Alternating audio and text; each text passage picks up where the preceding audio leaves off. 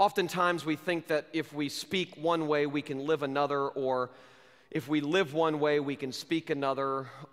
James makes it very clear that there is this inseparable connection between living and speaking, and he's going to address that throughout the rest of his letter. But here, he just gives us a snapshot, and he says it's not just our words that change, but our lives begin to change too. And he says two things in verse 27. He speaks about justice, and he speaks about purity. He says in verse 27, religion that is pure and undefiled before God, the Father, is this. And then he gives us two things.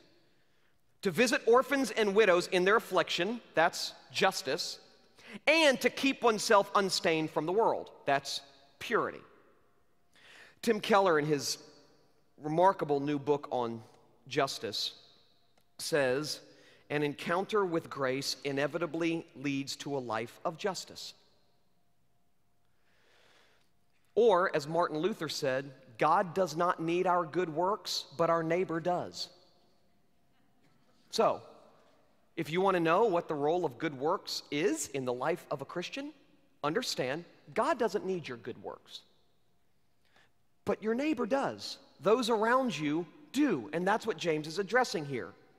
He makes it very clear that justice is important to God. He's not simply a God of justification, but he's also a God of justice.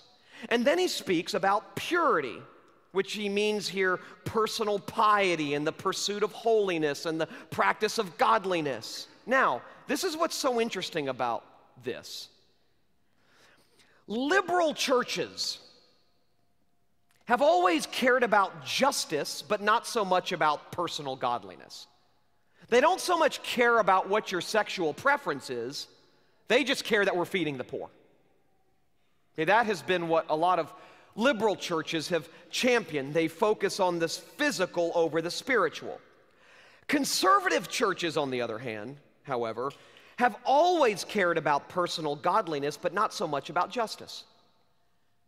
I mean, they care very much about personal purity and personal holiness and God's standards on sex and money and all of those things. But they haven't given nearly enough attention or as much attention on feeding the poor and doing exactly what James says here, visiting the orphans and widows in their affliction, which is why I get very excited when I see videos like the one we showed this morning.